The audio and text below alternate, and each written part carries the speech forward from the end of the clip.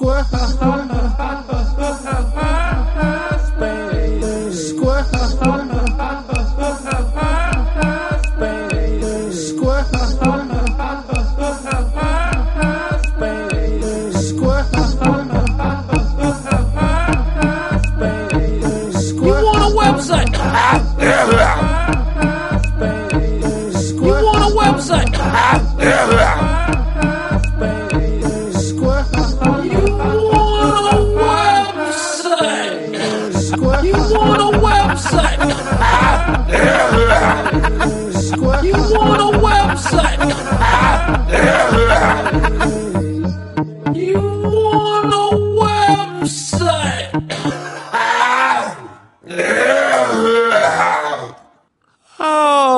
Go to squarespace.com and use promo code Hannibal for 10% off of your first purchase. 10%. Hannibal. That's Hannibal.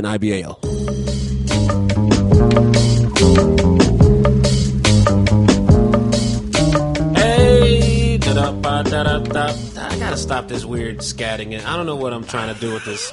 That's kind of hot. You start off every episode like that. I start off every episode scatting. You're like, maybe hey, maybe it's a nervous tick. Sometimes I have weird vocal nervous ticks that I don't realize I'm doing until I watch video or listen to myself. When I was hosting when I would introduce the musical guest, I was like, please welcome Open Mike Eagle. Yeah! And like, Thundercat. Yeah! Ching. And I was like, oh, who the fuck is that dude? That's not me. Anyway. Yeah! Like you're like an excited child. My own hype man or some shit. Anyways, man, we're here. Hannibal Buress, Tony Trim, special guest. Andrew Barber. Hello. How we doing? I'm doing all right. Andrew Barber. Thank you for having me. Curator of the website Fake Short Drive. Yes, sir. .com. Check it out. Chicago hip-hop website. How long has the website been happening? This year's 10 years. 10 years. Yeah, yep. Nice. This is 10 years. 10 years. In the game. 2007. Yeah. That was early in the blogging game. It was a very early proprietor. 2007. That means you were getting like Cool Kids exclusive tracks and shit. Yeah, that's real. The Cool Kids are kind of the reason why I started doing it. Really? I mean, they were a big part of it. You know, the reason I started Fake Short Drive and, you know, it's been able to succeed. There was such a void here. Right. You know what I mean? There was nobody covering it. There was nobody covering hip hop at the time. Right. Like on the internet. And it was not cool. Wait, like was that during like the Flostradamus, Cool Kids? Yep. Okay, yeah, Kid Sister. Kid Sister, That's exactly. Right. That's right. Okay, I remember that era. And early Treaty Crew, Mano, and Holt yeah. and Mike Terra and those guys early on. Yeah. And it was like the only people that were getting national coverage on blogs or websites were Twistas, the Commons, the Kanyes, and the Lupes. Yeah. Right. Yeah. There was all this cool stuff happening. You know, there was national artists that were coming here that were hot, quote unquote, online, but they couldn't sell out. Yeah. You know, a 300-person room, but like the Cool Kids would have a line wrapped around the corner down the street. Yeah. So I'm like, all right, somebody needs to be covering what's going on here, and so that's how it was born. That's what it was. So it's just you said I'm gonna start a website, right? And it was a Blogspot. It was Fake Short Drive .blog. You remember the .blogspot era? Yeah. I still got a Blogspot. I had an old Blogspot. Everybody had a Blogspot. I had a Blogspot. I only had about 2 posts. I remember one was about my uncle stealing something from me when he was on drugs, and then something else. But 2 posts. I remember that one specifically. And you get an award if you can find it, because I know you didn't delete it. It's living out there somewhere. I might. Hey, if you can find my Blogspot. The old Blogspot is probably something from about 2006 or something like that. I'll PayPal you $100 if you can find my old Blogspot. Send it to the handsomerambler@gmail.com. So you said, I'm going to start this website. Yep. What was your first post? My first post was probably, you know what? I should go back and look. I don't know if because I've had to transfer the server a few times, but I think it was a Cool Kids post. Yeah. I think so. I believe that's what it was, because that was who I was super inspired by. Because there wasn't a lot of the DIY scene wasn't like it was popping, but it wasn't considered cool, because I feel like that was still kind of it was a different era in rap. It was still kind of like, people had to be macho and I, even though they weren't really hipsters, everybody's like, man, we're not doing that hipster rap. That's hipster rap. Yeah. And it wasn't hipster rap. Right. It was just a different sound. Very different sound. Well, it was a different sound and style because they made it okay to wear like tight jeans and shit. Yeah, they had their set ways, you know. Well, and then that's what was funny when I saw Kanye arguing with Kid Cudi about who invented skinny jeans. Yeah. And I was like, Sir Michael Rocks. He's the first person I saw wearing skinny jeans by about 2 years, for sure. Because people were clowning on him, like, what is up with that? Yeah. And he, from what they just didn't identify with the big baggy, Rockaware jeans or whatever. They wanted to do something else. And that trend is still going. People are still rocking the skinny jeans like that. Yeah. But that means the JNCO's about to come back. Baggy's about to come back? Yeah. Would you get on that? Wide legs are already coming back. Like the shit that I've been seeing, and we've been ordering for the shop have just been like big ass. So like raver pants, like juggalo pants, big straight leg, big pants. Watch, mark my words, you will see it by next season. I cannot go with JNCOs. You know what? I used to rock, and I thought it was dope. Do you remember JW Jeans West? Jeans West was a mall store at Brickyard Mall. And a couple other malls, you could buy these terrible denim vest and jean matching combos. And I had this green shit that I used to wear, green pants, green vest with like a green T-shirt that was striped with different kind of tones of green. And I thought I was the shit.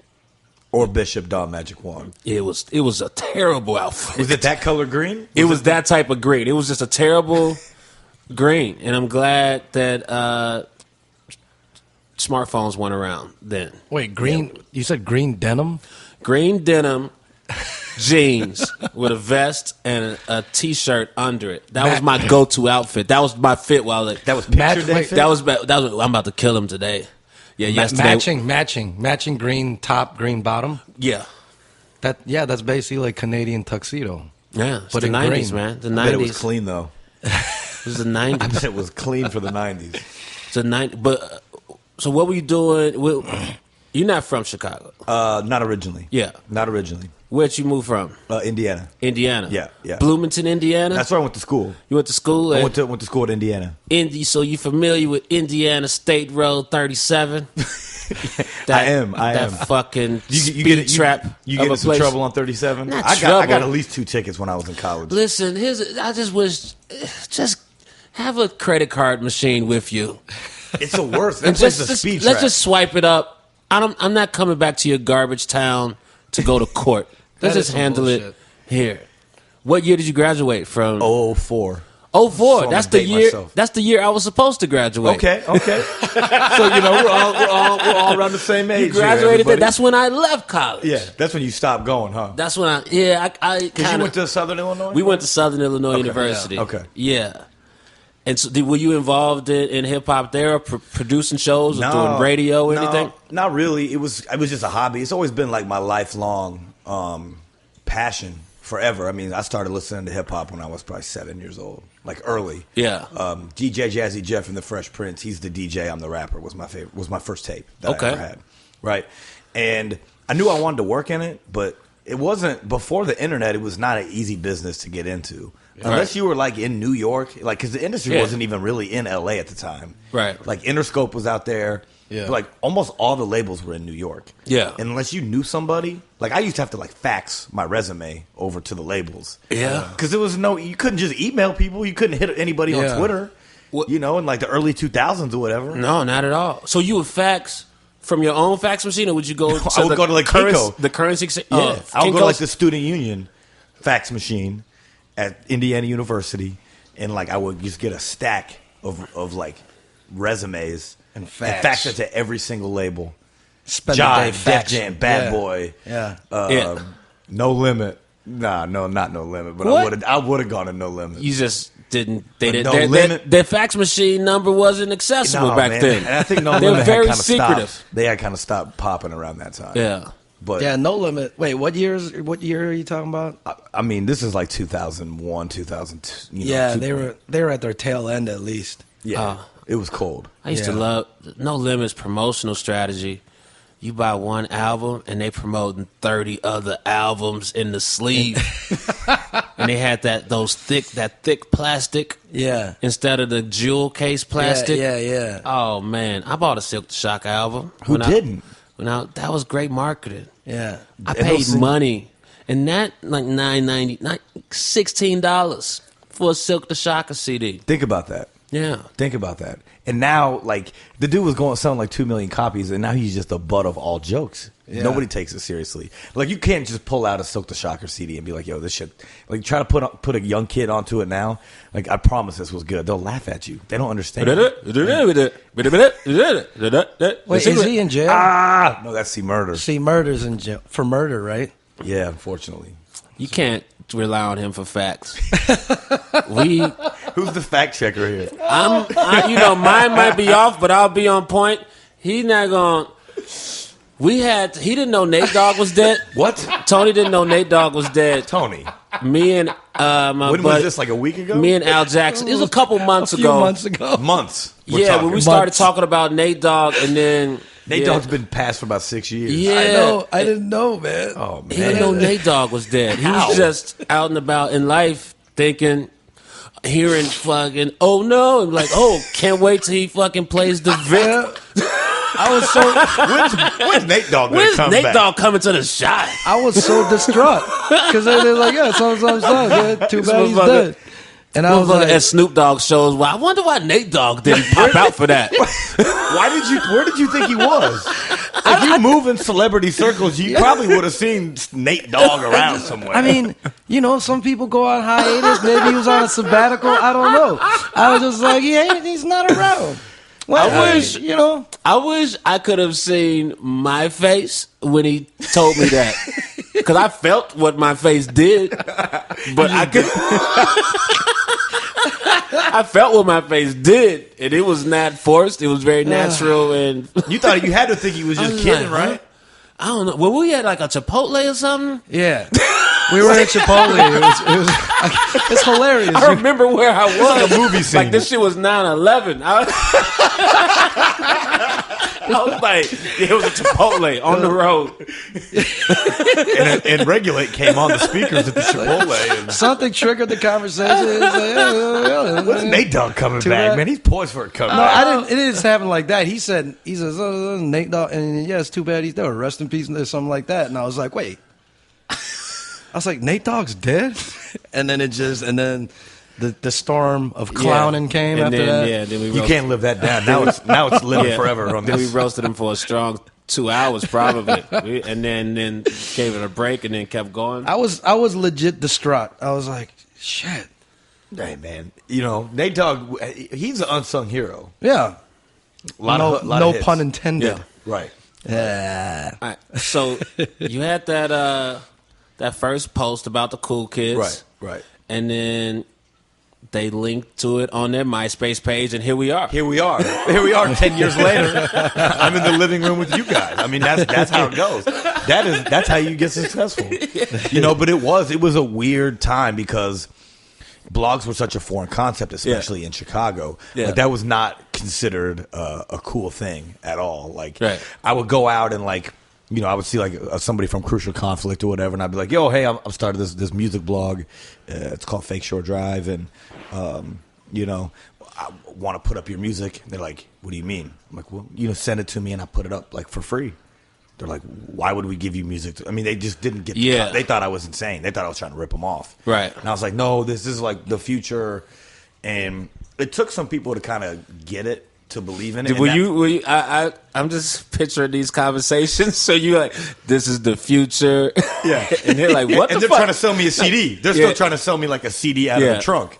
They got a hard copy, and I'm like, yo, this is done. Nobody's gonna be doing hard copies anymore. You need to give it to me, put it online, shoot your video.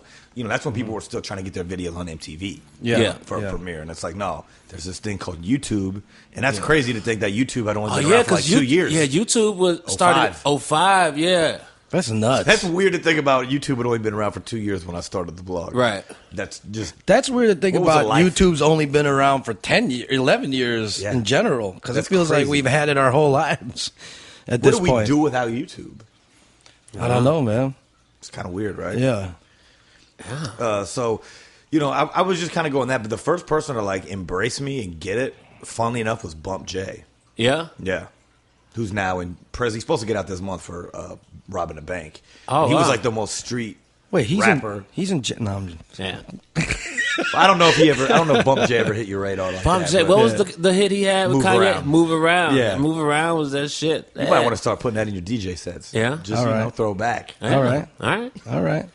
You know, I'm not trying to tell you what to do. Just an idea. No, that's a good. Hey, I put in I'm some open move for around. suggestions. Move around now. Move around now. Move around now. Move around.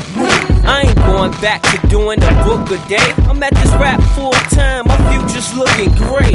Fans not convinced, think I'm still moving weight. Move around, clowns, don't even look my way. Put move around. Does it blend with Molly Percocet? Percocet. He could have said anything else besides Molly Percocet. Why is he making that so catchy? Doesn't it feel wrong? It does. We were talking about that. The Percocet, like, come on. Like And Molly, that's a terrible combination. That's Kids- how you people- die. Kids are going to die off that. Kids are going to die. Molly Percocet. He could have. Anything.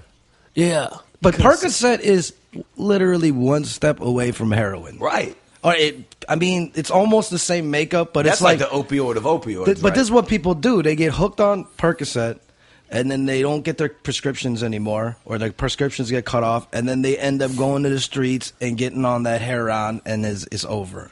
And this motherfucker is saying that in his hooks. But like in a chant, on the though. best song. On a man. demonic. It sounds like a demonic chant. Percocet. Molly Percocet. With the flute. Yeah, and the flute. Whoa. It's dark. It's a Everybody- dark-ass okay, song, man. You know, the great thing about the internet now is we can all collectively listen to albums like at the same time. Yeah. So like midnight on Thursdays, when it hits Spotify or Apple Music or whatever, everybody's on Twitter listening to it at the Right. same time.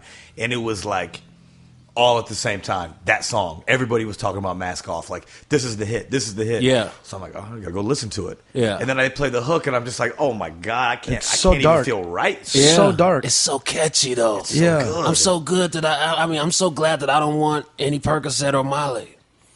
As bad. Will you Well, put? Yeah.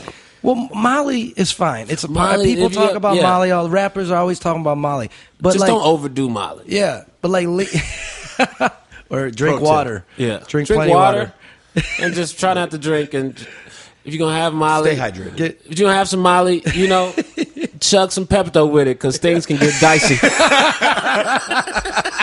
slather yourself in Pepto. Slather yourself with Pepto. Cut that Pepto with some Alka-Seltzer. It's some Imodium AD. Don't Things. cut it with Percocet. Don't cut it. Yeah, no do not- Percocet. don't cut anything with Percocet. Oh, you know what I'm saying? Like Percocet, like especially kids, they don't know what that shit is. Hell no. They're like they find Percocets and then they eat that shit and then they're who knows they're doing some yay. I think what Molly's a Talking about stimulant, yay. right? Yeah. You got that going in your system. You're just trying to get a heart attack. Yeah. That's a heart attack waiting to happen. And it's like, it's one of these things now where I have kids. Yeah. Right? I got 2 kids now, so I think about music differently. Yeah. It Oh, used to be like, absolutely. yeah, Molly Percocet is fucking yeah. Yeah. Now I'm like, man, that shit's bad. Like, This is you dark. start to actually kind of look at things from a mature perspective. Like, Yeah. It's probably not really a good thing.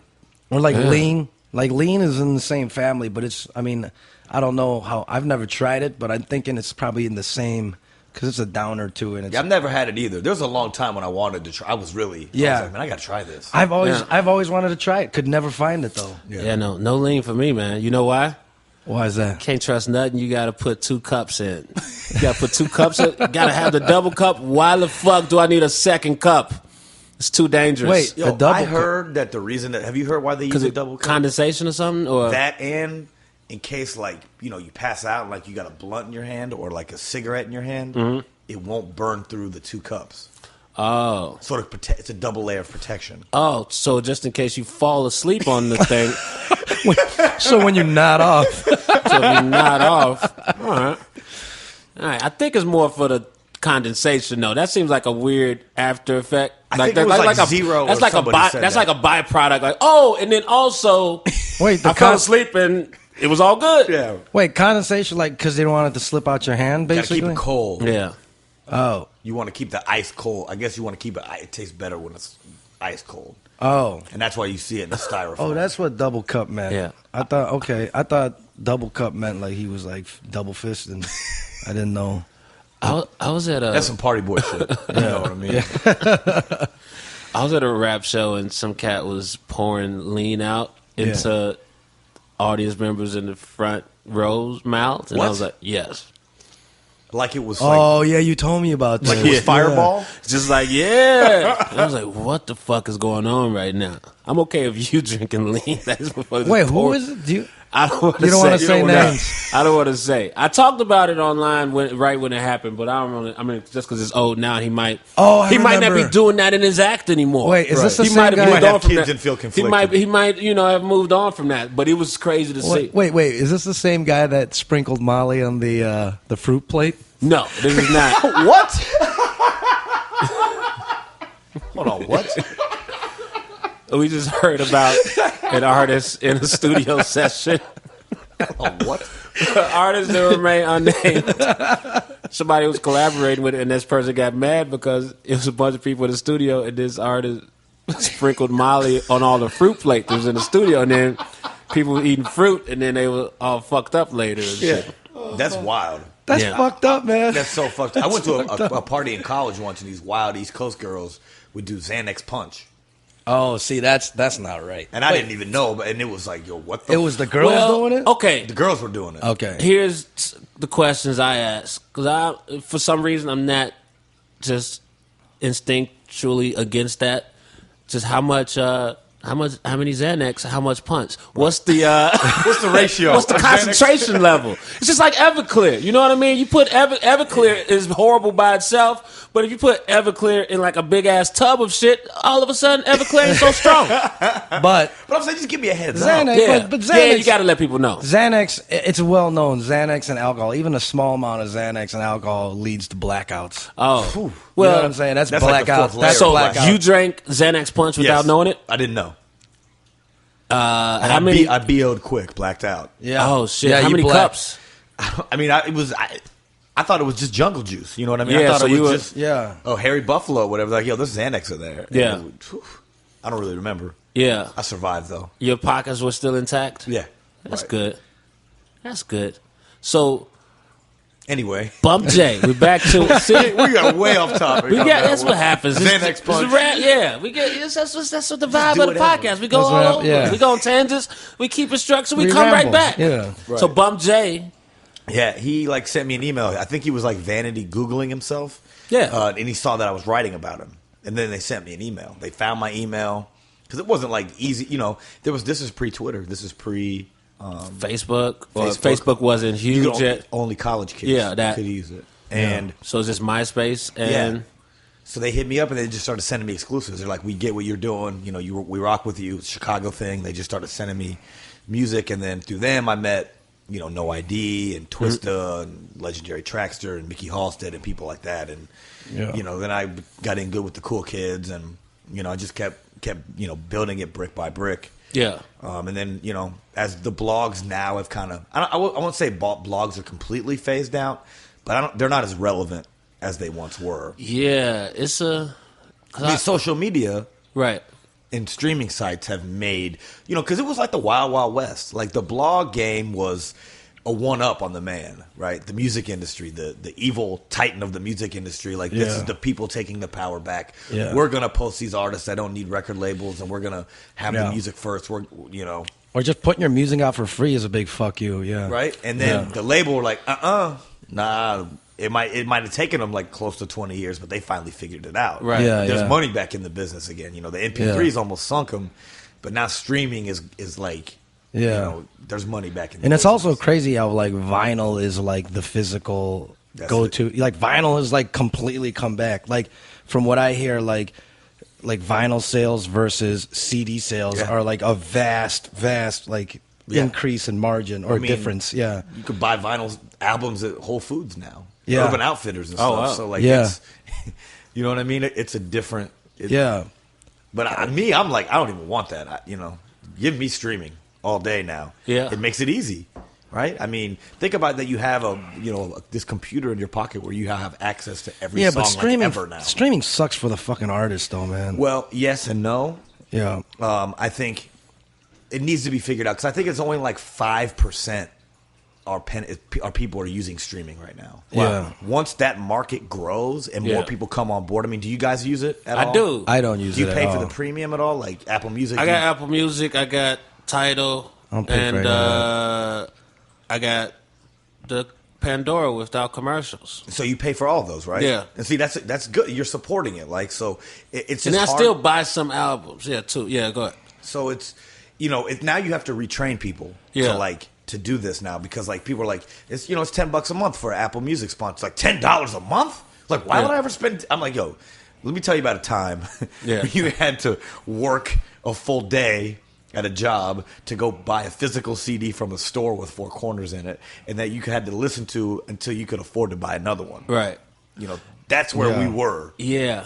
Or record case thing though with CD cases. What I've found, I don't know if this is other people's habits, but with me, when somebody comes out with a new project and I'll listen to it on streaming, and I'll check it out. It might have some good tracks on it that I like, but then I kind of just move along and back into the shit that I was already listening to or get it. It's no connection because you didn't really. It's like, oh, it's midnight. Oh, it's a new album by this person. Boom, let me listen to this. I'm sort of into that. On to the next shit. Well, you don't really, unless you're a fan, you don't really sit with stuff now the where same you way. know every skit. You know when the beat changes to the next, like when the song stops. Like you don't know the transitions anymore. Like you don't know every song word for word. And there's so many. Yeah, it's like I know what you're talking. And then when you have a phone with this many gigs and this many albums, it's like you don't even get to the album sometimes. It's on the phone, but you don't even get to it. You're like, and then people come ridiculous. Like, they're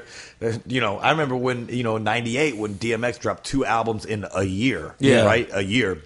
Different spectrums of the year. And now it's like Future's like dropping an album every week. So it's like, how can you consume all this stuff? A lot of people are super prolific. Currency. I'm a huge Currency fan, but I don't have all that shit, man. It's too much. I can't keep up with Currency. I can't have all that shit. He got albums, mixtapes.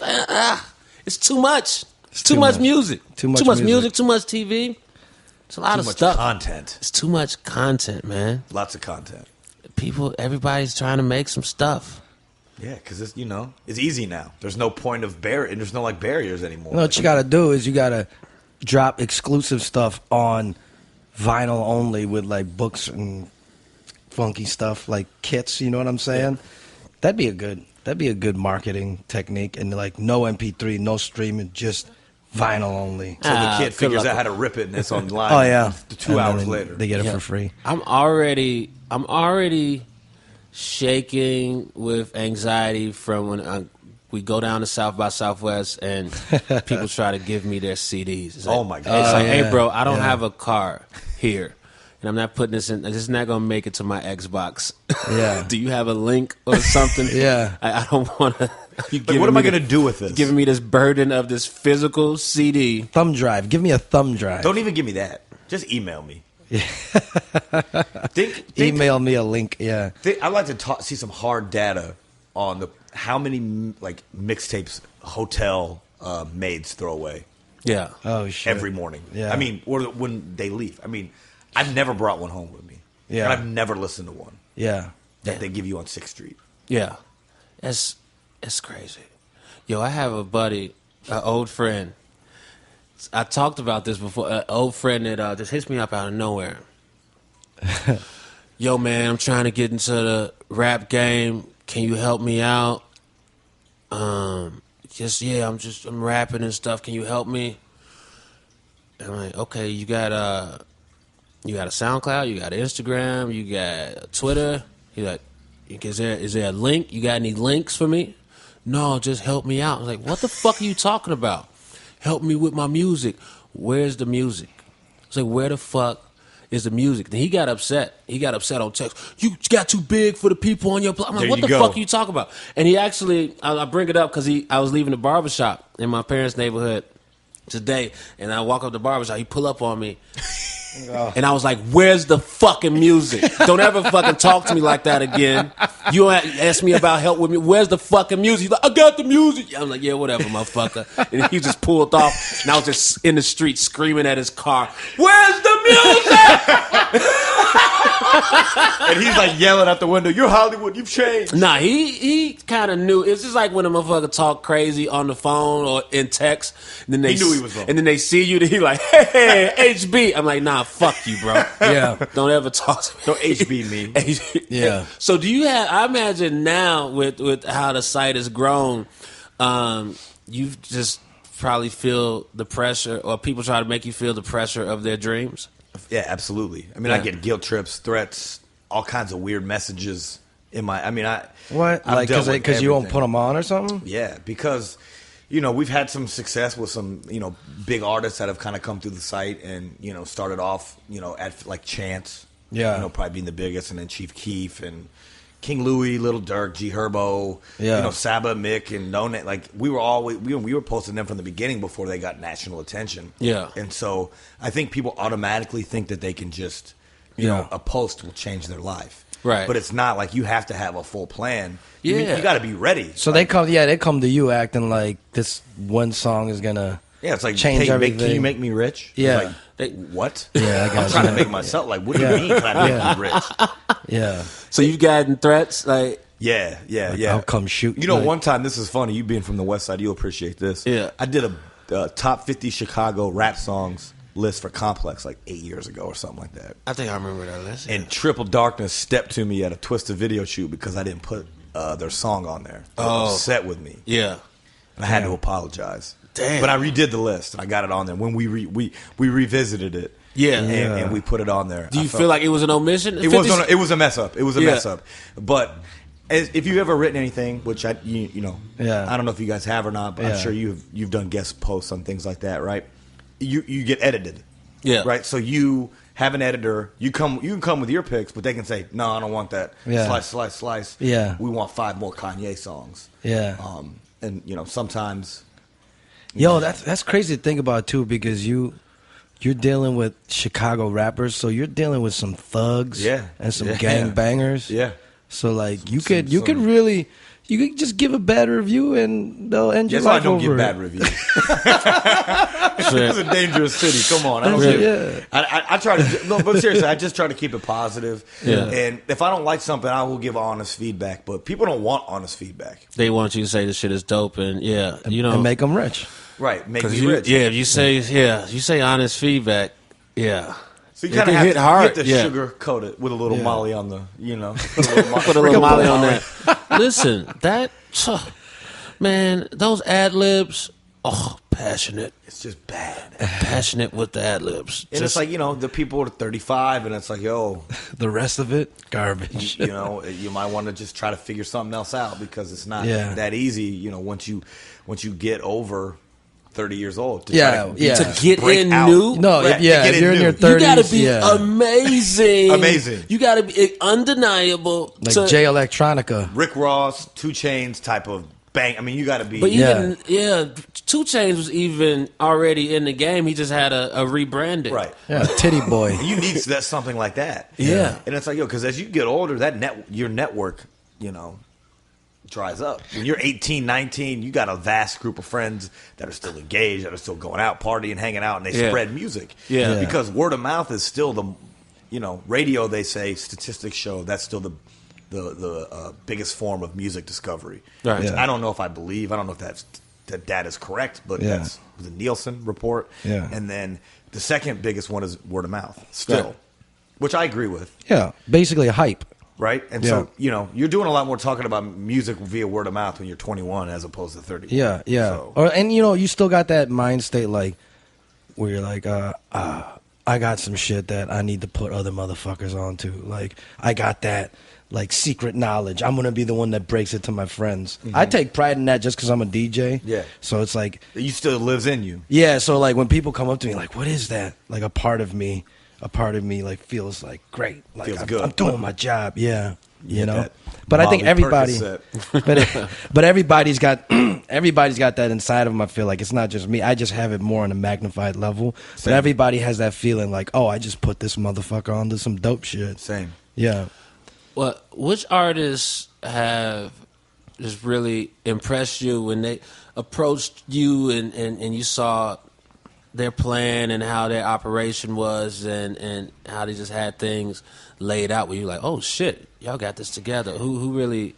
I mean, obviously Chance was the person, you know, you're friends with him. I was impressed with him from the first day that I met him. He came to my office when he was like 18. Yeah. Oh, nice. Just fresh out of high school. You know, he came in and you're just kind of like, bam, okay, this kid has it. Like did he already have any kind of he had like I think the Fuck You Talking About video was either about to drop, and this is from 10 Day, his first project. Yeah. Either that was about to drop, the video was about to drop. Yeah, yeah. Or they might have showed me like a private clip of it. Okay. And I was like, okay, like this is something, like this kid's gonna be something, because it was very different than like the height. This was like the height of Chief Keef, right? Okay, gotcha. So drill is like the thing.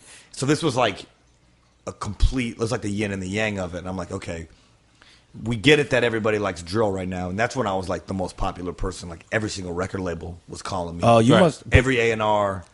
Can you get us Chief Keef? Can you get us Chief Keef? Oh shit! Well, if you can't get us Keef, who sounds like Keef? Who can you get us that sounds like, you know? Yeah. And the whole time I'd be like, look, there's other kids here, but let me get back to the Chance thing. So I just knew it, like the way he carried himself, and they were like, we're gonna do this. I'm gonna roll it out this way. I'm gonna go to the high schools and sell tickets to my show. Yeah. And like he was already planning shows on his own, independently promoting them at like, you know, 18. I was just impressed with that. Yeah. And so I did another list for Complex that was like top 10 Chicago rappers to watch out for, and I put Chance on that. Mm-hmm. And this is before he even put out his mixtape. Mm-hmm. So I was just kind of I gambled, and that, you know, turned out to be a big win. But he just kind of seemed like he got it. Yeah. You know, he had a plan. He saw where he wanted to go. Well, that's smart that you were like this, because you must have caught a lot of shit for putting out that drill shit, right? My God. People were I was probably getting like threats. But you know what? I think the worst of it came. What were the threats?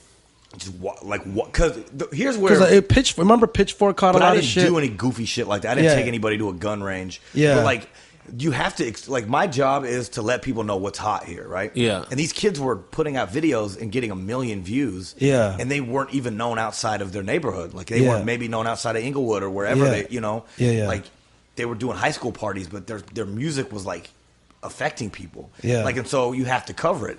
And I'm not saying that I thought it was not everything was the greatest, but people needed to know about it, right? Right. Yeah. I'm not glorifying it, but you know, but I think a lot of it, the backlash came from the rappers who were waiting their turn, that were like, thought they were going to break out. Yeah. And then it's like, bam, here come all these 18-year-old kids that didn't pay the dues. You know, they're young. They don't care. They're not respecting the old people. Yeah. They're not going by the traditional hip-hop. Yeah. Which is approach. bullshit. What, you know what I'm saying? I mean, it's just, you It's make like, music. these dudes just shooting a video in their grandmother's houses with their shirts off. On house arrest. On house arrest. 70 million hits. Yeah. Ah! And that's where a lot of people locally were upset. Yeah.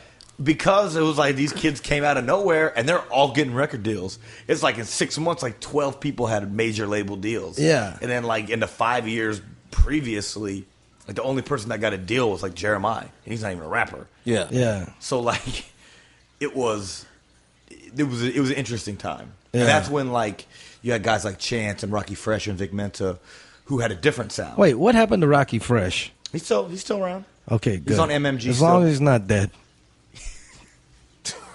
Rocky, I'm sorry if you're listening. I know you're not dead. Rocky, I ran into Rocky during. He's out. I see Rocky all the time. Oh, okay. Yeah, I ran into Rocky at Lollapalooza. Yeah. Oh, okay. Yeah. Okay. I wasn't there. I just wanted to make sure he's alive and well. I booked Rocky right before he got signed to MMG, I think. When did he get signed? 2012? It was all 2012. All those people got those 2012 deals. Yeah, I booked Rocky. We did a show at, was that a Pitchfork after party or something? Is that the one that it was the Twitter party? Or was it? It was Kyle Kinane was on there, wasn't he? It was at Lincoln Hall. We, Man, what was the one we were kicking it at? Yeah, I mean, this was probably 6 years ago. It was at Bottom Lounge upstairs. Oh, the Flying Lotus. Oh, that was Danny Brown was DJing. No. Was that a different Flying place? Flying Lotus was DJing. Okay, is that what? Okay. We did Eric Andre's show live. Kales and Fonzie Mac, the Breakfast Club kids, performed. That's right. But you were hanging out there the year previously. Remember, it was upstairs. Oh yeah. That's what Danny Brown was DJing. Oh yeah. We were just chilling. We were just kicking it, like drinking. It was like Ernest was there. Yeah. Yeah, man. It used to be fun hanging out with Hannibal at Pitchfork. Yeah, we would, because the VIP area was fun. What was the first event you put on in Chicago? The first event that I did, prior to the one like the big stuff that I'm doing now, I did like just a showcase. Yeah, it wasn't anything big, and I did it with a promoter who didn't tell me that he didn't pay the artist, but he was charging people to get in. And he ran out the back door with the money. Really? Yes. Is that after the show. And he was like, we're going to split the door. He was like, don't even worry about it. We're just going to put your name on it. You promote it, and we'll get everything taken care of, and then we'll split it down the middle when we're done. Wow. Is that promoter still active in the city? He's gone. I was done with him after that. He's gone from the city and everything? Or He might be in L.A. now. Yeah. He'll pop up every now and again. I'll see him. And then he'll apologize. He was sorry about that, man. And he would PayPal me in little increments, like, what? For the next 7 years, I get like a random $20. He's like, yo, man, just paying off that debt. I'm like, dude, don't. Why? Gross. Just stop. This all is at once done. or not at all. Yeah, I don't even I've forgotten about this. Whatever it was, he just gets angry when you get. And then he was gone. It was the back door was open. It was just swinging, gone. And all the artists oh, man, where'd the promoter go, man? I'm like, I don't know. And then I didn't see. I was texting him. That was my first horror story. That sucks. And then I linked up with Red Bull in 2013 for their Sound Select Red Bull Sound Select program. Yeah. And I've been doing shows with them since. We've been doing them all over the world. We do them in Chicago, L.A. Nice. We did some stuff in Sweden, so Canada. So that's kind of the new ventures, doing shows and events and things like that. Yeah. I got a new affection for Red Bull since I haven't been drinking the past couple weeks. Been crushing Red Bulls, man. Yeah. I had way too many last night. Yeah. If you drink, if you mix it, drinking alcohol with them, you have more than 5 or 6, you're up forever. You're up forever. It's the opposite of 2 hours. It's the opposite of lean, right? You just get real turned up. And you can't stop. Then the kids woke up. I was up. Yeah, you were up I was already. Up. Yeah. And I was out late, and I was up early. How old were the kids? 1 and 2.5. Oh, babies. Yeah. Oh man, babies. He spends 1 and 2.5. He spends most of his time making snacks. That's what I said, man. I said, listen, you think you're exhausted on these weekends, man? What if you got to chase some kids around the house and make them snacks and change diapers and get them in and out of car seats and the whole thing? That's a whole snacks. Man. I never thought about making snacks as a chore. Oh, you got to give them snacks, bro. They get hungry. Snacking. You got to give them goldfish. You got to give them. They get tired easily. Energy's low. You gotta give them snacks. And then they gotta take a nap. So they take a nap and you get to relax for a little bit. But then you got to do all the other shit that you couldn't do when you were chasing the kids around. Yeah, this parent, it's a new thing, man. What do they have? What do they like to listen to? They like Molly Percocet. There's been videos online of a baby crying and then they play Molly Percocet and then the baby starts smiling. I'm not kidding. Oh no! Young little baby. Oh. It made me feel better that the baby was white. Yeah. If I'm being honest. Yeah, right. Yeah. That's what shit white. Look, this is so funny. Look, the Molly Percocet. Yeah. No, they like the Trolls soundtrack. Yeah, the movie, the songs on that, and they'll hear some rap sometimes and like it, but sometimes it just they're not feeling it so much. It's too much for them. Yeah. I think Future might be too much for him. Future has some heavy themes going on. Heavy themes. When he said I paid for my mistakes like a drug deal. Yeah, it's like my head exploded. Yeah, I mean, I was like, oh my God, I can't believe you just said that. That was a good line. That was a bar. Yeah. And I'm depressed. Yeah. He was Future, he's so dark, number one. He's got this dark side to him, but his production is undeniably good. They've worked out some kind of a formula or some kind of a magical equation, algorithm to get babies to stop crying. Right. So he could say whatever the fuck he wants, and he's still going to have a hit on his hands. Right. Because his delivery, his persona, everything, it just works so well. That's why he could get away with just going Molly Percocet. Right. Molly Percocet. He built into that because I'll tell you, the first time I heard Future was on this Young Jeezy track called Way Too Gone. Ooh, that's a great song. It's a great song until Future comes on and he sounds horrible. And I was like, who is this? He ruined you the didn't vibe. like that? I He didn't only like, has like 6 bars on it or something like that. yeah, and they made me upset because the song, it sounds like one of them tracks where he might not have recorded it with Jeezy. He might have like a male. It was a mail-in. It was a mail order. It just sounded so. Wait, it sounded but- so disconnected from the vibe. And that was for a me. Mike Will beat. And But that's what when was he he? was Was he? doing Was he rapping normally? Was he doing his? He doesn't sound like he sounds now. He's like, I woke up early this morning, 3 white girls for the big pony. I'm caught up in the life. It fucking sucks. Yeah. But it's stuck in my head. I hate This is that. like at the I'll same cue damn it in. time, Future era. Yeah, I hate that verse so much. Oh. Like Walla Magic, like those songs. 3 white girl from the pink pony. I'm blowing money fast. So caught up in the moment. 1 time for the ball, 2 times for my homies. I'm a rock star in real life. I'm an astronaut out of sight. Hannibal has his face in his hand right For now. those He listening hates at that home. so. He hates it so much. He had to stop and put his hand Because in I like his that face. song so much, and then he just comes in. I woke up early this morning, 3 white girls for the pink pony. I'm caught up in the life. She don't want the night.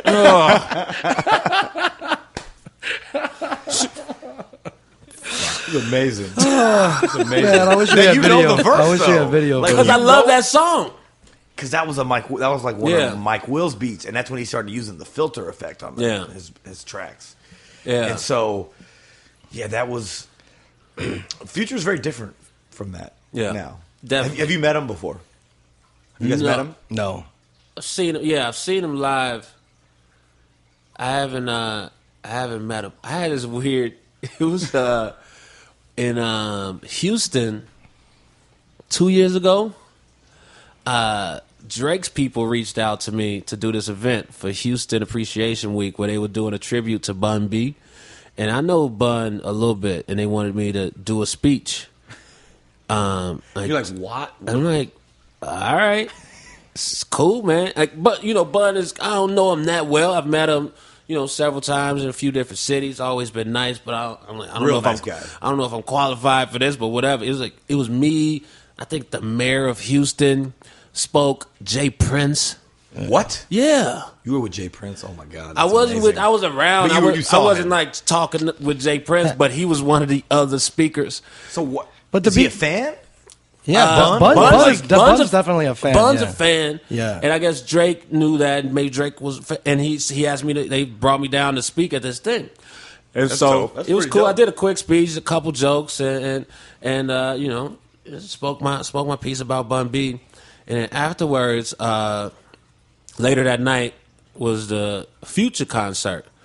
And so we all go, and it's in this, I forget the name of the venue, but it's like a circular it's a spinning stage, and we come in the side or whatever, and then we have to go to the pit, and I walked in with Drake and his crew, but you walk down, like it's people, you walk down an aisle, we walked down an aisle before Future went on, and it's people on both sides, so it was like making an entrance like a wrestler. Like a WWE. It was so That's awesome. awkward. I'm sure. It was not. It was just this weird because everybody's looking. Right. It was just a weird moment. I was like, "Is this what it's like to hang out with Drake? This shit is crazy." Right. This is Drake every day. This is everyday Drake. I was like, "This shit is insane." But yeah, and then that was the first time I saw Future live, and I was like, I didn't know a lot of the songs. I think I maybe knew March Madness, and he was saying some shit. I was like, "What did he say? I spent a check on the pussy? What? What's he talking about?" He mumbles a lot. He mumble raps a lot. Yeah. Yeah. But I interviewed him like, I don't know, probably 4 years ago, maybe something like that. I think it was 4 years ago. Yeah. Whatever the album was that he had that song Trophy with Kanye, that awful song with Kanye that was like the first single dedicated to Ciara and Kim Kardashian. Do you remember that song? No, some stuff I block It out. bombed. The song bombed, and but he was in Chicago doing press. Yeah, So I was interviewing him for Cricket Wireless. yeah. Yeah. at like a building downtown. Are they still your wireless provider? No. Have you ever had Cricket? They gave me phones, but I You only use it for drug deals. You just I got a burner. That's no, my you other side of you business. just gave the phones to angry rappers. Why'd you put me on your blog? Oh, I'm sorry. Here's a Cricket phone. Here, take this Cricket. Here, don't hurt me. Here's a Cricket phone. It'll work for 6 months. Unlimited text. And when I interviewed him, like literally, he pulled up, and there was 3 SUVs. This isn't Future now. This was Future like 4 years ago. Right. Yeah. And it was like a black car, an SUV, and another black car behind it. Right. All security. Yeah. I'm like, why does Future? This is like, who is this? Beyonce, or is this like he had like 5 security guards with him? Wow. And we did an interview in like an office building, like like at the Aeon Tower, and he had his security guards stand in the hallway and guard the door. It's like in an office, like Well, it's already like an agency. Or everything's something. clear already. There's nobody's gonna bum rush the Yeah. door to try to get in there. Man, some people are paranoid, man. Some people are just guess. paranoid. He might guess. just be a paranoid guy. That's Just- expensive. You know how expensive that is?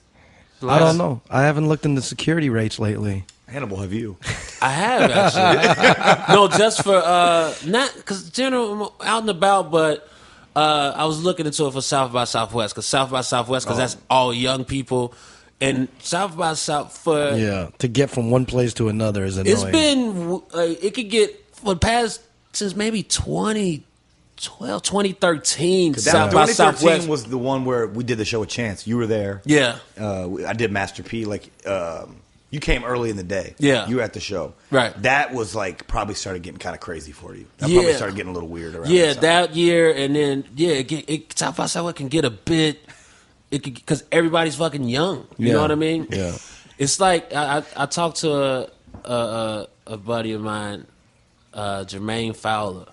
He has a show on CBS now, Superior Donuts, and when he got that show, because it's fucking. I remember him when he started when he was 19. He moved to New York. He's like 26, 27 now. Got a sitcom on CBS. Like, black comics don't really get CBS. You get an NBC show, maybe ABC, Fox. CBS is, And so That's tough, huh? Yeah, that's different. It's just they just don't do it like. Yeah. And so I told him it's a different. Like I told him you're gonna be Cracker Barrel famous. It's a difference. This is my. There's Urban Outfitters famous. That's hilarious. And there's Cracker Barrel famous. I'm Urban Outfitters famous. I've gone into Urban Outfitters and it becomes a fucking problem all of a sudden. Shut it down, huh? Not shut it down, but it's like, oh fuck, I need to grab this shirt and get out of here. Wow. It's getting weird. But I've never been bothered in a Cracker Barrel. Right. So it's a different. That is such a great analogy. No, that's I can't true. wait to use That's it. true. Me and him have eaten at many a Cracker Barrels on the road, and not once has anyone Never ever had a even looked in our direction. Never So you guys had are a just cra- playing that little golf tee game at the Just table, chilling, just moving around in yeah. Cracker Barrel, I'm fucking with Browsing through the going store. through the store, Yeah, rocking joking in the around, chairs, laughing. keyboards, just Yeah. real carefree in Yeah. the Cracker Barrel.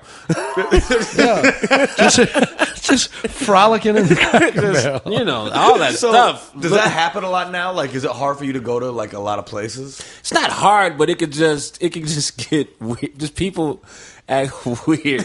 People just get really just do weird stuff. Like I saw somebody tweeted me like, "Hey man, I didn't want to bother you, and sorry I took this picture." And it's just me like chilling with a pool cue in my hand.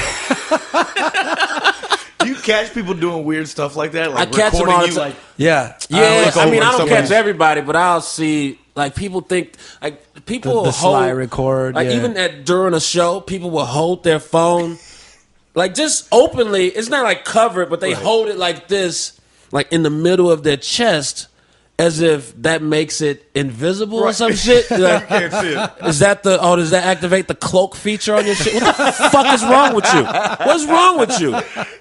activate the cloak feature. Oh my god! But yeah, I have a lot of. I try to.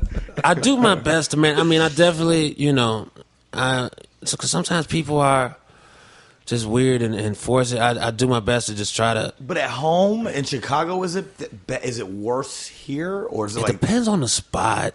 Yeah, it's really on the spot. figure It like depends people- on the spot and the night. It's not even about. it's the night and it's the people and it's where the fucking moon is. Because I've been, I've been to some bars and it'll be chill, and I'll go to the same bar a different night and it gets weird. But it's an interesting, just because I like to observe people and see how interact with people. But motherfuckers just definitely get weird. And my shit is, I couldn't imagine if it was crazier. I would probably freak out. But you certainly, you've been the same person since like I met you. Yeah. So it's not like you're like super unapproachable or anything like that. But I'm sure that can get annoying, right? But I've seen weirder shit. Like I was when I went out to LA last week, I happened to be on the same flight as Chance. Chance was going out there to shoot something, and it was a red eye, and so I'm chilling. Chance, I'm in the aisle seat. I'm like, let's say I'm in 2B, and Chance is in 3D. So one seat behind me and across. And this motherfucker, somebody came from Coach. Chance was asleep, and then this dude like came up while he was asleep, like, hey, what's going on, man? Can I try to wake him up out of his sleep? Wake up somebody for a picture. That's bullshit. Yeah. That's that would be crazy. Yeah. Because he forgets how famous he is sometimes. Yeah. Because he'll just pop up places and like try to shake his security guard. He can't do that anymore. But I remember like a year or two ago, he would just come by, like he with his girl or come by himself. Yeah. And it would just be like, he would be walking through and it would be like, Moses splitting the sea. He would just be walking through and everybody in the party would just follow him, like wherever he went. Yeah. It's like, all right, man, you probably shouldn't just be coming out here like that anymore. Like it's too crazy. I went to one of his little going away parties at the East Room once, and I didn't, because Zach, the owner, like I didn't know what was really going on there.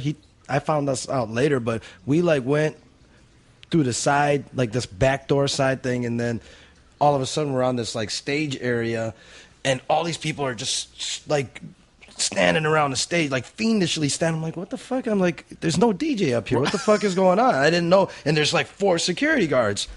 And sure enough, I look around and there's just Chance standing there with a couple of his friends.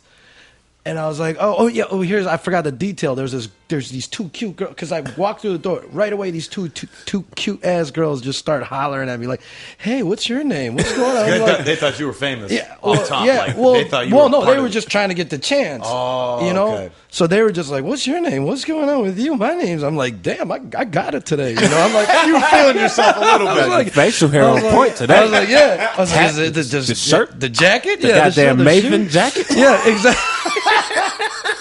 Exactly. I thought I was just on point, and then I turned around and see Chance. I'm like, and then I went and said, "What's up?" And then I got the fuck out of there. It was just a weird vibe, because they had to like just rope that area off for him, because everybody was just fiendishly staring. Yeah, he's Cracker Barrel famous now. Yeah. Yes, Cracker Barrel famous. Yeah. What's the wildest? That's a general weird ass question, and I hate to put it to you because I hate when people give me general ass questions. But what's some shit that just sticks out where you're like, God damn it, I can't believe I saw that happen? What? Like just some shocking, or even, it doesn't have to be a entertainment thing. Just anything in life. A weird porn video. Something on World Star. Maybe even something foul your kid said that you couldn't even believe your kid just said that. What was that? What was that? Man, see, this is a tough one. You favorite concert? Oh, I'll tell you my favorite concert. And I'll get back to that one. But I was going to say, man, one time I went to a party at P. Diddy's house. Yeah. In Which Miami. house? Miami house. You been to the Miami house? No. It was much like coming into your house today. Yeah. I had to take my shoes off. But he had slippers for everybody. For everybody? When you walk I'm in going to there. get slippers for everybody. But when I walked, I'm going to get a little box of slippers. He had like for that. professional, like the ones you get at, like if you stay at like the Peninsula or like some real fancy hotel. He just like, had hundreds of them? Just in wrappers. That's dope. Wrapped up like brand new. Oh, wow. So he gets more of them for every party. For every And he party. just I was throws 'em thinking, I was thinking maybe, you just fucking put them back in the box. People not really putting too much wear and tear on slippers unless you spill a drink on them. Yeah, And or someone's got fucked up feet. But the craziest thing was that he had a dude from Junior Mafia working security at the front gate. Little C's? It wasn't Little C's. It was D-Rock. Like the guy that no one knows. Yeah. So you think he did that to want? Did you think the dude needed the job, or you think he did that to create a vibe and expectation of the party where you're like, oh shit, this guy's working security? I was the only one that recognized him. The whole part. I was like, he was doing him a caught favor. off. He was so caught off guard that I knew who he was. He was definitely doing him a favor. Yeah. I'll tell you something else. Something else weird that happened one time. Twista got me a birthday cake. A surprise birthday cake? Yes. Oh, that's nice of Twista. Like sent to your place, so he showed up. I was at a party with him. Yeah. We were celebrating like our birthdays together. And You got the same birthday as you? Or it was close? We're like a week. Yeah. And he rolled over a cake to my table.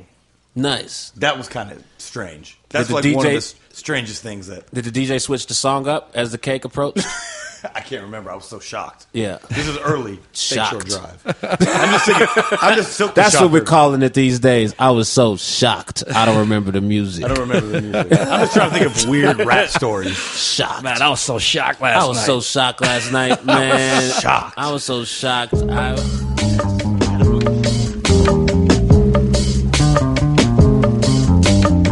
Make your next move with Squarespace.com.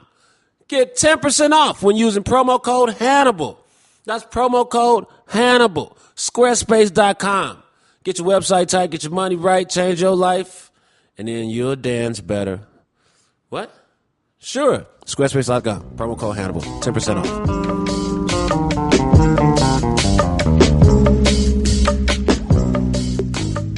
Everybody wants to be backstage because everybody thinks that's where the coolest shit is happening. And 9 times out of 10, backstage is not that fun. Not that cool. And even side stage, the sound is terrible unless they move the speaker that you can hear it. You just maybe look cool, but it's better to be... So the worst parts of always doing shows is dealing with... Entourage, dealing with green rooms, dealing with people trying to get side stage, people want to be on stage. And so whenever I do shows now, I do it where it's wristbands. Because if you get the passes, like the sticky passes, people pass them back. Yeah. So you wonder like how you go backstage sometime and there's 100 people back there. But you only gave out 10 all-access passes. Yeah. But it's booming back there. Man, because people will find a way to sneak in no matter what. They'll get in there, whatever. And that's the hardest thing to deal with. Drink up it's like all everybody, liquor, nobody wants to be a fan anymore. Everybody wants to be the star, the entourage. And like... everybody thinks they need to Snapchat, all that shit. That's what it is. I was backstage last night, and the whole room was on their phone. Yeah, just phones. Blunts and phones everywhere. That's all it was. It's so fucking annoying. But like sometimes, like people want to go to the green room, especially if you're dealing with like a street artist. Yeah. Like like I don't know if this was a situation, but people don't want to walk through the front if they got to get patted down. If you're going straight to the green room, you can walk in with whatever. Gotcha. Yeah. So that's not good. Yeah, that's not good. Yeah. One time I opened for Cameron at the Congress, like I was DJing, like in the lobby, and then all I wanted to do, I don't even think I got paid for it. I just wanted to meet Cameron. Yeah, I just wanted to smoke weed with him. So it's like I had the all access. So I did it. I got my all access badge. I went back to his room, knocked on the door, and this dude comes out. Big ass dude, and he literally had he was literally strapped. He had like the straps and then 2 guns just bam, bam on his chest. And I was like, I just got done DJing. I got this marijuana cigarette that and I was just I wanted to smoke with Cameron. And that was your tone? Just ask. I'm trying to get the... I'm trying to get the scene. I got a little nerve. When you see 2 guns on someo's chest, you get a little nervous. I mean, you weren't in a duel. Yeah, but still, I only have 1 gun. But the guy didn't have like a badge or anything. He was just strapped. Cameron's been shot before. Right. Well, yeah. I mean, I'll give him that. I understand why he's got So I'm okay. So my tone was more like, "Hey, man, I just want to meet Cameron, smoke some weed with or whatever." And he was like, he looks at me a little bit and he's like, "Hold on," and he kind of like closes his door, and I could hear him, "Hey," real quick, And he's like, nah, man, he ain't trying to smoke with you. And that's it. Slammed the door, and that was it. That was your Cameron story. Well, it was just so disappointing. I mean, but it was like, well, that was relating to the gun thing. Yeah, right. But it was just like so over the top. I was like, I did a cam show once, and was it like, well, first of all, it was at Lincoln Hall, which is like a 500-person room. Yeah. And like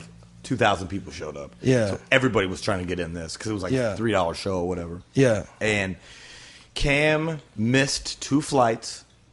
Yeah, that sounds like me. Yeah. Okay.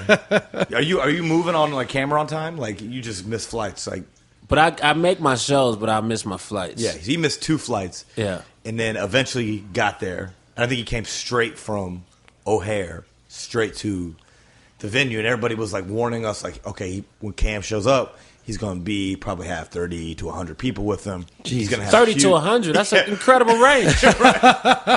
Something like that. You They're accommodate. I mean, you operate differently. So you handle 30 people differently than you handle 100. 70 more people. Right. That's 70 more heads. It could have been 50. I don't. Yeah. I was shocked. I was so shocked. Wait, they all were flying with him? No, but because he has heavy in Chicago, especially on the west side. Oh yeah, he has some folks. Okay, right. He always raps about the west side of Chicago and being out west or whatever. So we're expecting a large crowd with Cameron. Even still, if you visit Chicago a lot, like 30, you got 30 people. You're like, all of them. I like all of them enough. Get them all in. Right. All 70. That many? That's a lot. That's Anyways. a lot. That's a heavy. But he came to SUV, pulled up. We're like bracing ourselves. He jumps out by himself. Yeah. That's it. Yeah, it's just me. Really? Give me the mic. Wow. Gave him the mic. He walked on stage, performed, and then he went up to the green room and hung out and partied with everybody. No guys with guns. Not a guy with a gun. So he just was. His DJ was there, like his manager was there. That's a very opposite story. You know what it is? They thought you was a threat, man. He's like, hey, if anybody Asian comes in this room, you send the guy with the guns. You fucking grab the fake guns, put them on their chest, and be tell him he stern. can't smoke. Yeah, dog. They was scared of you. They closed the door, and that security guard was like, how'd I do? You can now join Dipset. Oh, shit. Oh, man. Wow, that was him. Oh, it's stressful. Good thing we beat that one. Good thing we skirted that one. That's wild. See, I guess it just depends on what day you catch the rapper and where you are. That's really strange. That's really strange that he just, even Cameron for like, there's a story that he got robbed once, and he got robbed for his Dipset chain. He did? Yeah. There was a story about that. I can't remember where have you heard this story? Are you talking about the young buck from G Unit got this G Unit spinner chain stolen? No, it was Cameron. It was Okay. I specifically remember it was a Cameron story, and so I know he's got he's got to watch himself. The guy's a flashy guy, Well, especially if you're hanging out on the west side, So I'm surprised that he just came through security. He wanted that other half of that deposit because he about missed the show. He didn't want to mess it up if he would have waited on those 30 people. But that's the thing. Artists show up and they're like, "Yeah, I need everybody to come in." It's like everybody needs to come in. Yeah, and it's just the green room will get tore up. The green room gets destroyed. Yeah, comedians don't move around like that, or do they? Do you get some like that? It depends on the city. Our entourage never really gets that. It depends on and not move around too crazy. But obviously, if I have a Chicago show, if I'm doing Chicago theater, then I need like 50 cops. Right. I don't want that many people. Yeah, but that's family. I get and overwhelmed shit. when it's too many people backstage. Yeah. And I'm like, hey, y'all going somewhere? Right, because you're trying to focus. Right, you're trying to focus and get prepared. Yeah. Like people be backstage, and I be like throwing subtle but non-subtle hits. I be like, opener goes on in about 5 minutes, huh? Opening act starting up in a little bit. Y'all want to go ahead, check out your seats? I think they got you in what's that? Third row, 19 and 20. Check it out over there. Comp tickets, fuck out of here. Put that Jameson down. Yo, remember in Milwaukee, it was like you had a family reunion after the show. Well, the Milwaukee space was it was a dope space. It was maybe Milwaukee has this venue, the Turner Pabst Theater. It was the Pabst Theater. Or the Pabst owns it. It's so great what they've been able to. The one right on the river. So I've heard of this. It's so great how many buildings that they've been able to create and how they've been able to support the arts just based on millions of dollars from a mediocre beer. Anyways, looking forward to playing the venue again. Yeah, right. And can't wait for that endorsement. But they upstairs is beautiful. They had a huge room, TV, NBA Jam, Final Player. You can set up a bar up there. It's very, very smooth situation there. You just had a show last night at the Metro. We had a show last night at the Metro. Lil Bibby. And G Herbo. A.K.A. No Limitations. No Limitations. How was the green them as a room? group. What's that? How was the green room situation? Exactly as we've been talking about. It was. We had a certain amount of passes and we had a list, but that was out the window. Yeah. Because you know what, man? You know who the best people that you don't even have to worry about? Like, if they ask me to put them on a list, I don't. Yeah. The Save Money kids. Yeah. Oh. Because they will get into any show and they'll be backstage at every show, no matter what. All of them. Yeah. Always. Yeah. Like, they're like, don't even worry about me, man. We're good. I'm back. We're back here. Don't even worry. We'll take care. We're good. Yeah. But it was like, the show was good. You know, it was cool. It was at the Metro. Yeah. Fun venue, historic, iconic venue. Yeah. And a lot of those, you know, the I don't want to say, because they're not drill rappers, but they're more of a street element. Yeah. It's hard for those guys to do shows in the city. Yeah. They make it difficult to. Like a guy like Dirk, every time I've done something with Dirk, it's been canceled. Like I was supposed to do a talk with him at the Apple store on Michigan Avenue. Yeah. And like 2 hours before I get a call from Def Jam, like, yep, nope, the CPD shut it down. Yeah. What? Apple Store was like, this ain't what we want. Yeah. Zing. I got it. Never mind. R.I.P. to Nate Dogg. Yeah. But that they were like, I guess they saw some kids lining up and they were like, these kids ain't coming in here. Damn. And so they make it really difficult for that. But I just wanted to, show that you can do these and they can, go successful and not have too much of an incident. Yeah. I was thinking about coming, but then I think I was too old for that show. And now, Do you feel old at rap shows when you go to some of them now? It depends on the rap show. This was a young show. Yeah. Like, this was a very young show. I saw a girl out last night. She was like, I felt old. And I was, how old are you? She was like, 26. I was like, shit. Oh, shit. That's serious. Wait, like, didn't you go to that Ray Schmurmer show when you were That's a not young too long show. not too long ago? How was that? I mean, I figured I that definitely would be... felt young. You know what I was upset about with that the guest list was, I was supposed to be on guest list. Yeah. And then the shit wasn't set up. And so, what's worse than being old at a Ray Schrimmer show is trying to finesse your way into a Ray Schrimmer show. I know, I'm on the guest list. I'm here to... Just looking like... No, you don't understand. You do you know who... excuse me, I want to... That's at 34 years old. Right. Trying famous Hannibal Buress. Politic your way into a Ray Schrimmer show. Not a good look. And there's just like 16-year-old kids just blowing by you, getting in there. A low light of Excuse my me, 2016. I'm on Ray Schmurmer's list. I'm on the... can you look at... can you please look at DJ Oreo's list, please? I think DJ Oreo was supposed to put me on the list. No, okay. Oreo doesn't have a list. Well, Oreo said that there Oreo. I'll show you the text messages from Oreo. You don't know DJ Oreo? You don't know DJ? Or he DJ with Lil Yacht? Okay, all right, never mind. I just, it's so comical to me just imagining you at the box office going, no, it should be under Ray Schmurmer. I think it's funnier than DJ Oreo. Buress on the Schmurmer. Buress Schmurmer. Then I'm texting. God damn it. Oreo, get the fuck down here now. Get me in here. Then we got in. I think, and then I called, then Hustle Simmons was there, so I didn't feel as bad. Yeah, right. Okay. Hustle Simmons is because you went to school with like Hustle Simmons. I went right? to grade school with Hustle Simmons. Was a promoter. What else does Hustle does? He's an industry guy. An industry guy. He does a lot of stuff. A&R maybe. Manages some artists. We went to grade school together at St. Paul Lutheran School, 846 North Menard, Chicago, Illinois. Your jerseys are hanging in the rafters there, both of them. Simmons and the Buress. My career high is 4 points. And 4 points in that one game. I remember I got 2 buckets that game. You play sports in high school? No. I'm trash at sports. No sports at No, all. I'm not a big sports. I don't even like to watch sports. Yeah. No, Really? I'm Nothing? not a movie. I'm not really a big movie guy either. You don't go to baseball games? I'll go to games. Oh, I'll go to okay. games. Okay. I went to the World Series Okay. this year. I went Nice. with G Herbo. Yeah. Nice. We went to the game together, like on some Adidas business. Oh, really? Oh, that's dope. And we were sitting right in front of Bill Murray. And like, Oh, I gotta put shit. this video out, man.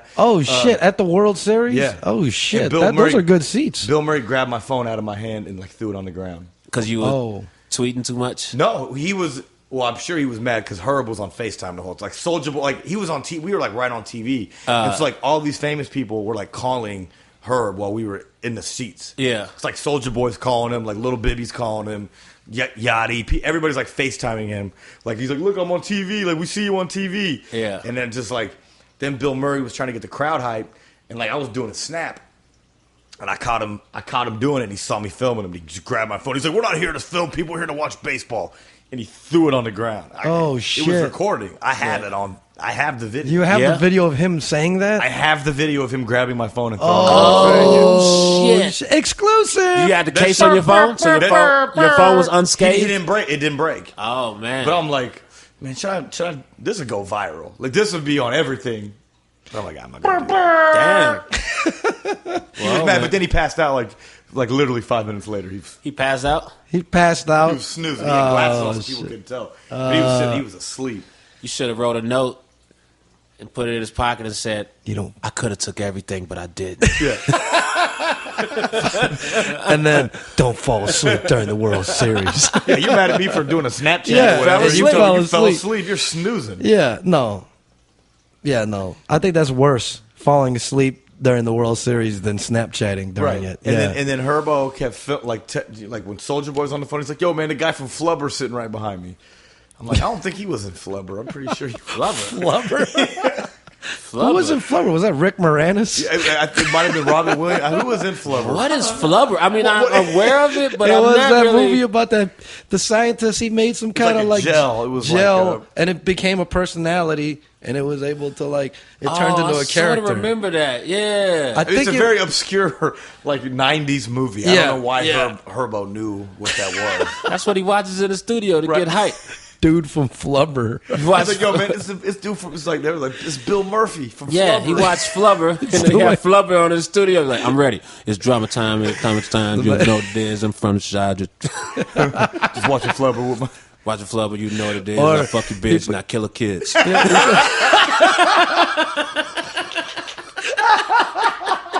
You got bars. Bitch, and then I'll kill your kids. Yeah, man. Flubber. Maybe Shit, I should man. put some Flubber footage in the new video Maybe do montage. Flubber footage. Maybe Yeah. I'll just start. Maybe I'll just post a Flubber clip from YouTube every day for the next week or so. Just to let people, hey, it's an inside joke. You're Hey, gonna y'all. get it soon. You're Hey, gonna get just, it soon. You know, Flubber. Flubber. Just post it up. You know what it is. I just like that there's now people in the music business who think of him as the guy that's in Flubber. They're like, yo, man, he was sitting behind the guy from Flubber. Flubber. Little Flubber. He Yachty, wasn't even in it. Little Yachty sees like Ghostbusters, like, oh, that's homie from Flubber. Flubber was his reference for. Not Ghostbusters, not any of the other movies that Bill Murray's been in. Flubber. I don't think I might have seen Flubber once in like 98. Yo, you seen that movie Groundhog Day? It's starring that dude from Flubber. Like every from day he Flubber? wake up, it's the same day, bro. But Flubber's way better. Yeah, I like Flubber. Like he just really showed his chops and his range in Flubber. Oh, I like it. We've just been talking about Flubber for the past 10 I'm minutes. glad I'm able to tell. That's the first time I've told this story. Yeah. So I'm glad that the story gets to exist. So maybe that's the weirdest thing. Back to your question. That was one of the weirdest things. That was the and then funniest Rahm part of the Emanuel was story. sitting behind us too, and he kept winking. He kept looking at us and like waving. Yeah. Yeah. I'm like, G Herbo does not fuck with you. Yeah. He's probably not down with the mayor. But he kept going, winking at us and stuff. It Yeah. was pretty. Not a lot of people are down with When him. you at a festival, how many people run up to you and just start freestyling? Man, it's not as bad at a festival. Because people have some decorum. Right. When people are like, sometimes, some that can't depending on where you are in the festival, it's industry people and everybody's trying to be like really, cool and not, break their cool. They don't want to turn it down. So they're like, but I used to have an office in the city. I don't have it anymore. Yeah. Right? It was at a popular building called Lacuna. I don't know if you've ever been there. Is that Pilsen? It's in Pilsen. Yeah. And everybody knew my office was there. And so I had to like start like locking the door and like putting super locks on it when I was there. Because like one day I just left it unlocked. Like I had gone to the bathroom, I came back, I didn't leave my door. I was just sitting in the studio working. Door just boom, wide open. I'm like, what the two dudes run in and they just start rapping. They just start spitting bars, dude. Like it was I was Russell Simmons or some shit. Shit! Oh, no. I thought they were gonna kill me. Oh, the way the God. door, like they basically just swung it wide open. Wow! And around the town, but outside of town, I'll fuck your mom and I'll kill your kid. I mean, I was like in complete shock, and I was like, guys, what's going on here? He's like, man, we just want to, we want you to make us famous, man. And so I started asking about the music. You got music? You got a SoundCloud? What do you have? Yeah. And they didn't have anything. They were like, man, what we're going to do is, right, we're going to do 3 songs and blow up and get a $3 million record deal just like A$AP Rocky. Oh. And I was like, that is the most trash game plan. That's not, ever. yeah, that's not. 3 songs. Work. 3 songs.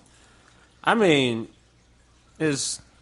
Bobby Shmurda did it too with crazy. Bobby I mean, Shmurda it's did crazy, it off of 5 songs. But it shouldn't be your go-to. It shouldn't be the... It should be like, this accidentally happened like that. Right. Yeah. By happenstance. Yeah. By You happenstance. shouldn't plan like, I'm going to do 3 songs, get 3 million. Like, we did 3 great songs, and all of a sudden... They told you that? That's what they told me. That was their game plan. Because I'll ask like, people what their they were game looking plan you is. in the eyes. They weren't even shifty, looking at the ground, like straight looking you in the eyes. They were a little awkward, but... Yeah. I mean, they were probably like 17, 18 or whatever. But then I've had people come in with like full blown presentations. Like, bound. They like went and like made like a press kit and like trying to take it a little serious and like then people like want to perform and it's like this is really weird. Yeah, this doesn't feel right. Or like that's gotta be the worst one. You could tell that they put all this preparation. They even went to Kinko's and got the binder and everything, and the music is just terrible. It's just bad. That sucks. It's just not. There's just no. You spend so much time into your preparation, but you're preparing garbage. Yeah, and it's like, well, people can look the part. They look cool. They dress cool. Yeah. They look it, but then there's just nothing in the music. Yeah. Especially, it got to be really jarring for you if you're in the middle of like cropping an image for the blog. Like I'm working on like a post or something. You just cropping an image. Let me get that. Then get that corner out, and then somebody just come in. Yeah, you know what it is. Like what? I'm cropping images right now, man. You guys knock like what is this? And then people would just come in and like that's why I had to stop going up there, or I would have to go up there on like non-rapper time hours. So I'd be like, okay, I got to be up there by like 9 a.m. Can we get the address for your establishment? No, it's not open. I had to go. You closed it down? I had to. It was. Wait, it was an office downtown. Yeah, it was in Pilsen. It was in a building with like a lot of other offices and like clothing companies. Like Brantley used to be in there. His studio used to be in there. Oh, okay. And like the guys from like Fat Tiger now like had a little place in there. So was there like a buzzer buzzer system? Security? It was a buzzer, but it was like it was the worst security. Yeah, I know it's like super, but it's like people just walk in. Like if a door opens, people just walk in behind them and act like they're supposed to be there. Gotcha. And being that it was like, the owner was like friends with like King Louis and there was always rappers up there. There was always like, John Monopoly had like a little space up there. So there's always like music industry. And then there's a thing that says Fake Shore Drive. Oh, yeah, there's a huge neon light that says Fake Shore Drive, like with the arrow pointing to, like the owner of the building made it. And then like it says like Fake Shore Drive, like on the wall is like a huge like painted mural on the wall. So everybody knew where it was. So that's why you were getting your doors kicked in. Okay, that's good to know. So it wasn't discreet or anything. So you shut it down now. It's not there anymore? It's not there anymore. But the signs are still there. So people still like, probably once a week, once every couple of weeks, people will still tag me in the picture. Like, yo, man, just stop by the office. It's like, yo, I've been gone for over a year. Like, I'm definitely not there. Okay. But, yeah, it would be like, I have to go at non-rapper time. So, like get there by 9 or 10 and then out by 2. Out by 2. Because it's like after 2 or 3, like, everybody's up and people are just coming in. And people are just like, they'll come in there and sit down. make themselves at home. Can I get something to drink? You know, Yeah. start drinking whatever Red Bull in the fridge. And then, Can I give you some insight on this image you cropping right now? like, guys, I'm kind of working. People forget that I actually have to do work, right? Yeah. They think like if you work in entertainment, same with you guys, I'm sure. They just think you kick it all day. Yeah. Like we are kicking it right now, right? I Yeah. mean, but this is work. Yeah, yeah. And you're practicing, you're writing, you're working on things. You don't have time to just bullshit all day, every day. But they think that's how it goes. Right. Yeah, yeah. I like your non-rapper time.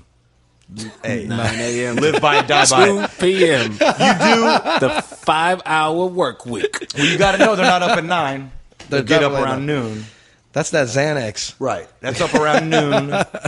And then it's going to take them 2 hours to get ready and head up there. Yeah. But they would come at night. Yeah. People would be like, "Yo, man," I would get a text or like I had my phone hooked up to the buzzer, and I would get like buzzer calls like all hours. I finally had to take it off. People would be like, it'd be like 12:45, like on a Tuesday, and people would be like, "Yo, man, just seeing if you're in your office right now, man. Just hit me back." Like they'd leave their phone number. Damn. It was like. Would you be wherever you were maniacally laughing about the rappers you avoided? Like, yes, I got him. yeah. They would Not like today. they would leave notes under Yeah. like people that I was specifically ducking. They Yeah. would keep coming up and like leaving notes. So under there. so you must have ducked at least one or two motherfuckers that blew up, and you were like, God damn it, I shouldn't have ducked them. I don't think I've ducked one rapper that blew up. Really? Never, not once. He got a good eye, good ear. Not Okay. that I know of. Okay, good for you. Not that I know of. Of Good course for it you. could happen, but not that it wasn't like, I ducked Yeah. like Thelonious Martin put a beat CD under my door or something like that and I Yeah. threw it away, like nothing like that. Okay. Yeah, because you remember the Hangar 9 is this venue that me and him used to do in college. It was Yeah. like, it was there for a while. It was a dope venue. We do like a hip hop night there and whatever. But the owner Sally, she bands would just send her demos all the time, and I remember like looking at her desk and there was just like a pile of CDs, and I'm like, do you go through all these? And she's like, sometimes I go through some of them, but she's like, for the most part, I just throw them out. They just keep collecting. And I'm like, who have you passed up before that's famous?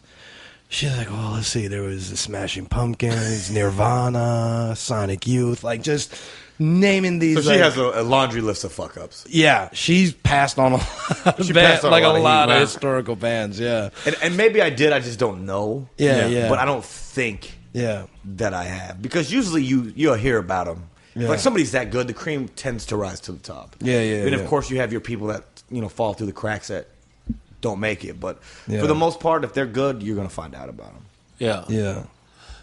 Is there? Yeah. Speaking of that, is it somebody that you were really high on that it didn't work out for?